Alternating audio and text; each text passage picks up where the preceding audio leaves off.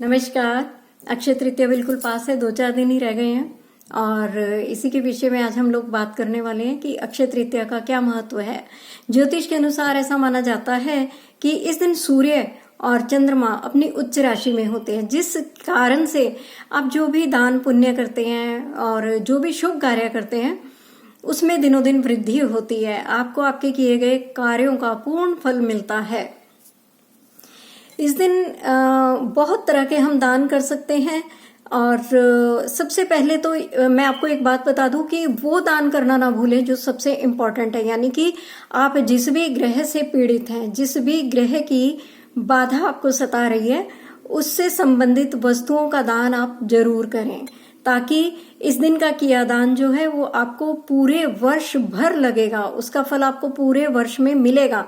तो इस दिन अपने पीड़ित ग्रह का दान अवश्य करें।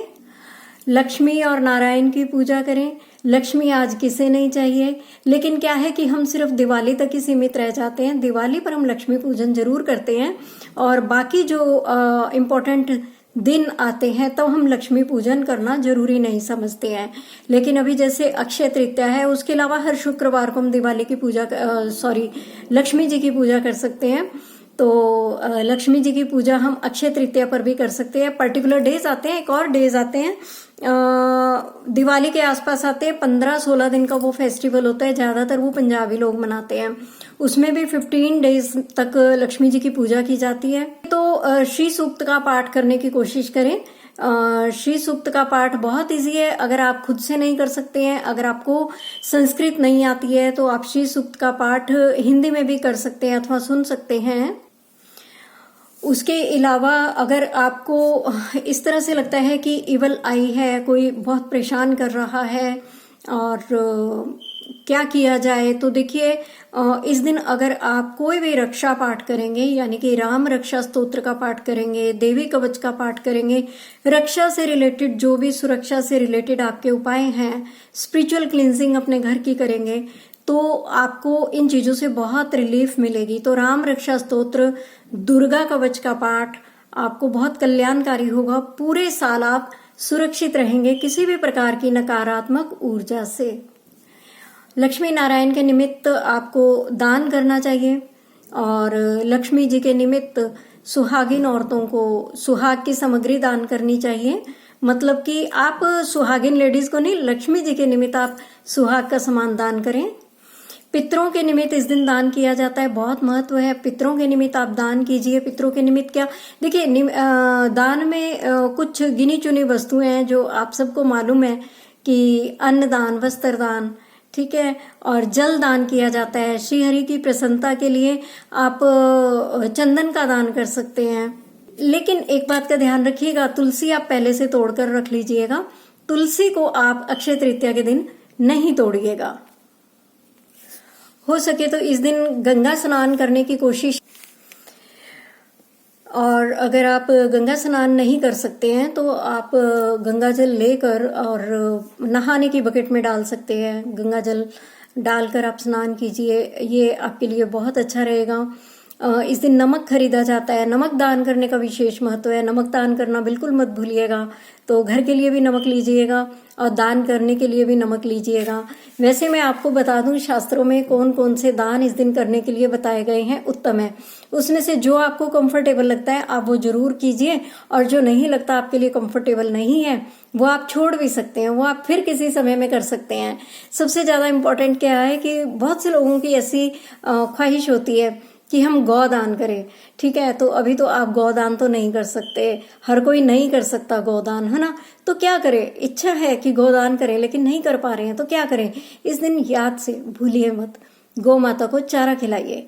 आप अपने आसपास की जो गौशाला है वहां पर जाइए और ढेर सारी गौं को ढेर सारी चीजें आप खिला सकते हैं। जैसे कि गुड़ खिला सकते हैं, भिगोए हुए आप मूंग खिला सकते हैं, धनिया खिला सकते हैं, पुदीना खिला सकते हैं, इस तरह की बहुत सारी चीजें हैं, और चारा भी खिला सकते हैं, ठीक है। बहुत से लोग भूमि दान करते हैं, इस दिन परचेज करते हैं, सोना चांदी हीरा मोती, वो सब मैं आपको बाद में बताऊंगी। भूमि दान करते हैं। हर कोई चाहता है कि काश कुछ मैं भी दान कर पाता, है ना। तो अगर भूमि दान नहीं कर पाते तो एक नन्हा सा विकल्प है, मुझे नहीं मालूम कि वो कितना सही है कितना नहीं, लेकिन मुझे ऐसा लगता है कि अगर हम भूमि दान नहीं कर सकते तो क्या हो गया। हमें उसका एक विकल्प नजर आता है कि हमें एक अर्थ एलिमेंट से कनेक्ट होना है इस दिन, ठीक है, अर्थ एलिमेंट से कनेक्ट होना है, कुछ अर्थ एलिमेंट की चीज को हमें दान करना चाहिए। कैसे करें? भूमि दान नहीं कर सकते, पेड़ लगाइए, पौधे लगाइए, दान कीजिए, मंदिर में दान कीजिए, भगवान की प्रसन्नता के लिए सुंदर सी वाटिका का कहीं पर भी निर्माण कर दीजिए। कोई जगह नहीं मिलती, किसी पार्क में जाके लगा दीजिए, पार्क में भी जगह नहीं मिलती, अपने घर में लगाइए, भगवान की प्रीति के लिए। अर्थ एलिमेंट से कनेक्ट होइए और उनके लिए सुंदर सुंदर फूल, पौधे और तुलसी वाटिका का निर्माण कीजिए। देखिए कैसे अक्षय फलों की प्राप्ति होती है। सडनली आपके काम बनने लगेंगे जो आपने सोचे भी नहीं थे। देखिए तीसरे नंबर पर आता है तिल का दान। तिल का दान महादान माना जाता है, बहुत बड़ा दान माना जाता है। तिल हमारे प्लैनेट्स को, राहु, केतु, शनि, इनकी प्रॉब्लम्स को तो दूर करता ही है, साथ में जो तिल है वो हमें हमारे कर्मों की शुद्धि भी करता है, हमें पाप से मुक्ति दिलाता है। भगवान विष्णु को एक चुटकी भर से ही उस दिन तिल अर्पण कीजिएगा। लगता है कि मंदिर में नहीं कर पाएंगे, अच्छा नहीं लगता है और आदत नहीं है आपको, तो आपको थोड़ा अजीब लग सकता है, घर में भगवान विष्णु की प्रतिमा के आगे आप तिल रख सकते हैं। उसके बाद क्या करना है? उसके बाद आपने उन तिलों को पक्षियों को डाल देना है, चींटियों को डाल देना है। लेकिन एक बार भगवान को तिल जरूर अर्पण कीजिए। हो सके तो नहाने के पानी में भी तिल का इस्तेमाल इस दिन जरूर करें। चुटकी भर तिल अपने नहाने के पानी में डाल लीजिए। स्वर्ण दान, चौथा दान है स्वर्ण दान, और इसकी भी सभी को इच्छा रहती है, मुझे भी रहती है कि मैं स्वर्ण दान करूं, मैं करती रहूं, लेकिन हर वक्त पॉसिबल नहीं है। सोना बहुत महंगा हो गया है, स्वर्ण दान करना हर किसी के बस की बात नहीं, और इसका कोई विकल्प भी नहीं है। इसको क्यों इतना पवित्र इसकी इतनी इंपॉर्टेंस क्यों है स्वर्ण दान की? देखिए सोना सबसे प्योरेस्ट फॉर्म है किसी भी धातु की, शुद्ध सोना, ठीक है, और स्वर्ण को साक्षात भगवान विष्णु का रूप माना जाता है। आप जानते हैं कि अगर हम मान लो कहीं पर गए हैं और वहां पर हमें भगवान की कोई फोटो, कोई प्रतिमा अवेलेबल नहीं है, मंदिर अवेलेबल नहीं है, हम कहाँ और कैसे पूजा करें? हमारा तो नियम है, हमने तो करना है। तो कहते हैं भगवान विष्णु का साक्षात वास है सोने के अंदर। हम कोई भी रिंग निकाल कर, कोई भी ज्वेलरी जो हमने गोल्ड की पहनी हुई है वो निकाल कर भगवान का रूप मानकर उसमें पूजा कर सकते हैं। लेकिन सोने से रिलेटेड आपको एक बात और बता दूं कि क्योंकि सोना भगवान विष्णु का रूप माना गया, उनको हिरण्यगर्भ कहा गया है, यानी कि जो स्वर्ण के अंदर वास करते हैं। तो सोना बहुत पवित्र होता है और साक्षात भगवान का रूप है, और जिन पर कृपा होती है उन्हीं के पास अनलिमिटेड रूप से सोना रहता है। तो देखिए इसको पांव में धारण नहीं करना चाहिए क्योंकि इसे भगवान विष्णु का रूप बोला गया है। और वैसे भी इसका साइंटिफिक रीजन यही है कि अगर आप पैरों में सोने को पहनेंगी, चांदी की बजाय आप सोना पहनना शुरू कर देंगे, तो आपको लाइफ में बहुत सारे हेल्थ इश्यूज फेस करने पड़ सकते हैं। पांचवा दान जो है वो है घी, शुद्ध घी, देसी घी, और अच्छा हो कि अगर वो गाय का हो। तो घी अपनी स्निग्धता के कारण, अपने गुणों के कारण, उसकी जो हीलिंग प्रॉपर्टीज है, हेल्थ के लिए घी जो है बहुत अच्छा माना जाता है। तो जैसे घी स्निग्ध होता है ना, ऐसे ही जीवन में आपके रिश्तों में भी स्निग्धता आती है। हर चीज की अपनी एक लैंग्वेज है। देखिए अगर हम गाय दान करते हैं यानी कि हम पुष्टि दान कर रहे हैं, है ना, पुष्टि के लिए कामना कर रहे हैं, और भगवान हमें पुष्टि देते हैं क्योंकि घी, दूध, दही ये सब खाकर शरीर को बल वृद्धि प्राप्त होती है, ओज प्राप्त होता है, पुष्टि प्राप्त होती है। वही सब चीजें हमारे जीवन में आती है। हम अर्थ एलिमेंट से कनेक्ट होते हैं, हम अर्थ एलिमेंट को डोनेट करते हैं। तो अगर हम सुंदर सुंदर फूल, वाटिका, इन सब का निर्माण करते हैं, उससे रूप की और सौंदर्य की प्राप्ति होती है। हर चीज का अपना मीनिंग है, हमें मांगना नहीं पड़ेगा, हमें कहना नहीं पड़ेगा, वो हमें स्वयं ही मिल जाएगा। तिल से हमारे पापों की निवृत्ति होती है, इनको पाप निवृत्ति करने वाला माना गया है। स्वर्ण दान है तो वो साक्षात भगवान विष्णु का रूप है। और एक भले ही छोटा सा कोका, ये नोज पिन होता है ना बारीक सा, भले ही आप इतना ही दान कर दीजिए, लेकिन करने का प्रयास कीजिए कि आप स्वर्ण दान करें। घी आपके जीवन में सनिग्धता लाता है, आपकी बॉडी में लाता है, तो भगवान को वो ऐसी एक अच्छी सी चीज अर्पण करेंगे तो वही सब चीजें पॉजिटिव जो है वो हमें मिलेगा। वस्त्र दान, अगर आपको, ये चीज तो मैंने खुद भी आजमाई है कि अगर आपके जीवन में आपको लगता है कि आप बहुत सुंदर ड्रेस नहीं खरीद पाते हैं, आपको ड्रेसिंग सेंस नहीं है, आप खरीदना कुछ और चाहते हैं, मिलता है कुछ और, इस तरह की ड्रेस से रिलेटेड अगर आपको कोई दिक्कत है, ये तो बिल्कुल मैंने आजमाया। तो और ड्रेसिंग सेंस नहीं है, मुझे ट्रेंडी कपड़े नहीं लेना आता, ये वो कुछ भी, आप वस्त्र दान करना शुरू कीजिए। जरूरी नहीं है अक्षय तृतीया पर, कभी भी आप वस्त्र दान करना शुरू कीजिए। आप देखेंगे कि आपकी लाइफ में अपने आप ही इस तरह के कपड़े आने लग गए हैं। आप लेने जाते हैं, आपको बहुत सुंदर सुंदर ऑप्शन मिलती हैं। आप लेने जाते हैं, बहुत अच्छी क्वालिटी मिलती है। आप लेने जाते हैं, आपको ट्रेंडी कपड़े मिलते हैं। तो इस तरह की चीजें ऑटोमेटिकली आपकी लाइफ में आती हैं। तो इस दिन, अब मैं ये नहीं बोल रही कि इसमें आप विशेष रखिए, आप ये सब निष्काम भाव से कीजिए, लेकिन इनसे जो रिजल्ट मिलते हैं, जो बेनिफिट मिलते हैं, मैं वो आपको बता रही हूँ। तो वस्त्र दान कीजिए भगवान को। और क्या दान करना है? अन्न दान करना है। अन्न, अन्न कहते हैं अन्न दान महादान, क्योंकि अन्न क्या करता है? अन्न प्राण दान भी कराता है। कैसे? कि भूखा कोई व्यक्ति है, उसको आप इमीडिएटली कुछ खाने को दोगे जिसकी भूख से जान निकल रही है और उसको लग रहा है कि मैं तो मर ही जाऊंगा, तो वो अन्न को खाकर प्राण दान धारण करता है ना। तो अन्न दान से आप दो दान करते हैं। अन्न से आप एक तो किसी की क्षुधा की तृप्ति करते हैं, दूसरा उसको प्राण दान मिलता है। अन्न का मूल जो है वो प्राण ही है ना। तो वो मूल में जाके क्या है? प्राणों की रक्षा करता है। तो इसी प्रकार से जब हम इस तरह के काम करते हैं, कहीं ना कहीं हम अपने लिए भी रास्ते खोल रहे होते हैं। भगवान किसी का नहीं रखते, रत्ती भर भी नहीं रखते, हमेशा मल्टीप्लाई करके देते हैं। तो आप अन्न दान करेंगे तो क्या है कि साथ में मैं आपको बेनिफिट बता रही हूँ, लेकिन निष्काम भाव से कीजिएगा तो आपको इसके हेल्थ बेनिफिट होंगे और जीवन में आपके घर में भी धन धान्य की कमी नहीं रहेगी। ये बात भी परीक्षित है। जीवन में सब कुछ हो, लेकिन अगर जीवन में मिठास ना हो, रिश्तों में मिठास ना हो, तो कैसा लगेगा? सब कुछ नमकीन लगेगा या कड़वा लगेगा। जो सभी रस जीवन के लिए जरूरी है। तो मिठास के लिए गुड़ दान कीजिए। देवों को गुड़ अति प्रिय है और एकदम शुद्ध फॉर्म में होता है। तो गुड़ लीजिए और भगवान के नाम से दान कीजिए। देखिए वो जो रिश्ते आपके कड़वे थे वो मधुर होने लगे हैं। वो जो वाणी आपकी कड़वी थी या आपको किसी के कटाक्षों का हमेशा सामना करना पड़ता था, वो वाणी धीरे धीरे मीठी होने लगी है आपके लिए। आप खुद भी मीठे हो गए और आपके रिश्ते भी मीठे हो गए। शीतलता जीवन में ना हो, सब कुछ हो लेकिन शांति नहीं है, शीतलता नहीं है, तो वो जीवन किस काम का? शीतल किसका स्वभाव है? चांदी का। तो चांदी दान कीजिए, जीवन में आपको भी शीतलता मिलेगी। भगवान को चांदी अर्पण कीजिए, चाहे छोटे छोटे घुंघरू, चाहे बिछुए, माँ लक्ष्मी को, तो चांदी दान कीजिए। ठीक। नमक तो मैं आपको पहले बता ही चुकी हूँ। शहद का भी यही काम है। जीवन में ओज, जीवन में क्या बोलते हैं वो, मिठास आए, उसके लिए शहद का दान कीजिए।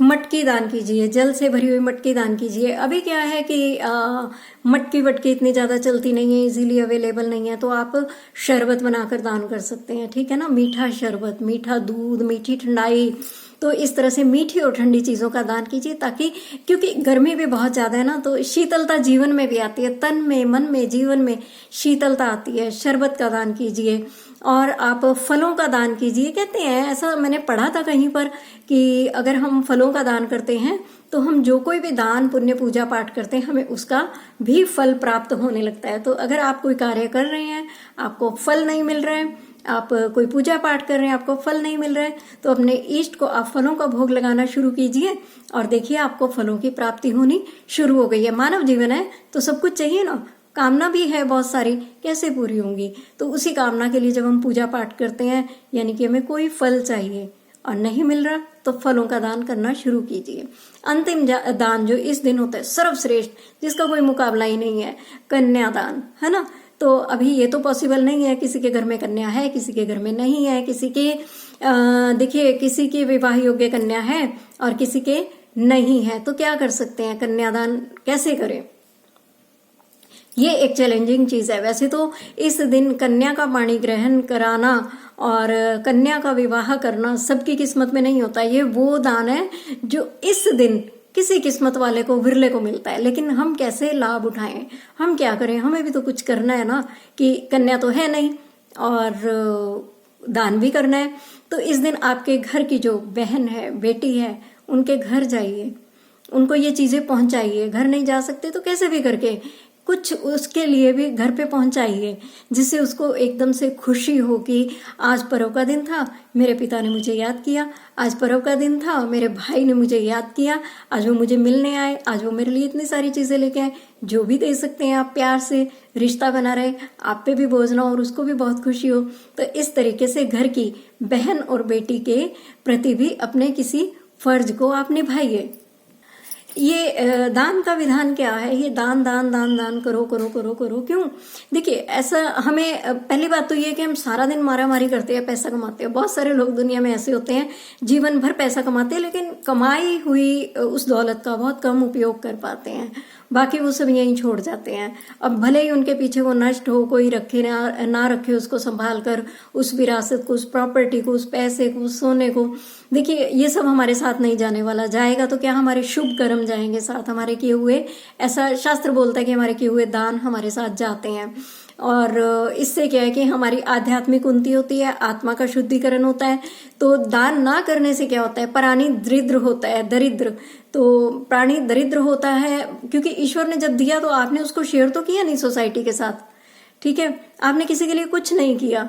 ईश्वर कहते हैं कि तू इस लायक ही नहीं था, तुझे दिया तो था कि तेरा भी कल्याण हो और तेरे साथ जो लोग हैं उनका भी कल्याण हो, लेकिन तू ऐसी मनोदशा नहीं रख पाया, तूने किसी के साथ न्याय नहीं किया। बहुत सारे लोग होते हैं कि भी दूसरों पर बहुत लुटाते हैं, लेकिन जहाँ अपने घर परिवार की बात आती है, अपने बहन भाई, अपने रिश्तेदारों की बात आती है, तो वो लोग मतलब बहुत बुरे तरीके से उनको ट्रीट करते हैं। कहना नहीं चाहिए, लेकिन उस वक्त उनके पास मानो कुछ है ही नहीं। तो इस तरीके से जब आप इम्बैलेंस क्रिएट करते हो, जहाँ करना चाहिए वहां नहीं करते हो, जहाँ करने की जरूरत नहीं है वहां पर आप बढ़ चढ़ कर दिखावे के लिए करते हो, तो आपको दरिद्रता प्राप्त होती है। आज बहुत सारे लोग जो रीडिंग करवाते हैं ना, तो ये चीजें रीडिंग में निकल कर आती है। मैं अपने निजी अनुभव से बता रही हूँ, रीडिंग में जब इस तरह की चीजें निकल कर आती हैं कि ये लोग इम्बैलेंस कर रहे हैं, तो उनके जीवन में इस तरह से रुकावटें आने लगती है। अभी कल ही मैंने एक लड़के की रीडिंग की थी, तो मैंने बोला कि तुम्हारे घर में मुझे कोई विडो लेडी दिखाई देती है? उसने बोला यस है। मैंने कहा कौन है? उसकी कर्सिंग है आपके ऊपर। तो उसने बोला मेरी ताई जी हैं। तो मैंने कहा वो आपको क्यों कर्ज कर रही हैं? कह रही हम उनको पूछते नहीं है, हम उनको मानते नहीं है। क्या एक मान सम्मान देना भी इतना मुश्किल हो गया? तो मैंने कहा अगर अपने जीवन में ग्रोथ चाहिए तो आप लोगों को उनको रिस्पेक्ट करना होगा। बात हो रही थी अक्षय तृतीया की, लेकिन ताई जी बीच में आ गई हैं। तो ये मतलब जब रिश्तों में इम्बैलेंस आता है तो ईश्वर क्या है, हमें उन चीजों से दूर करने लगते हैं जब उन चीजों की हम वैल्यू नहीं करते हैं। तो दान ना करने से, यानी कि अगर आप किसी को रिस्पेक्ट कर रहे हो, ये भी एक दान है। तो अगर आप दान नहीं करेंगे तो आप गरीब हो जाएंगे, दरिद्र हो जाएंगे। और दरिद्रता आने से क्या होता है, मनुष्य अपनी इच्छाओं को पूरा करने के लिए किसी भी लेवल तक जाकर पाप कर सकता है। दरिद्रता पाप कराती है। तो देना सीखिए, बांटना सीखिए और अपने कर्मों का सुधार कीजिए। बात अब बहुत लंबी हो जाएगी अगर मैं इस विषय पर बोलती गई। तो मैंने अभी आपको जो जो चीजें बताई है ना, ये सब दान कीजिए, पूजा पाठ कीजिए। और इस दिन मेरे को एक बात और चलते चलते याद आई, और क्या कर सकते हैं? देखिए, गौशाला जाइए, पशु पक्षियों के लिए दान कीजिए, ठीक है? कोए को रोटी दीजिए, चींटियों को दाना डालिए, कबूतरों को दाना डालिए।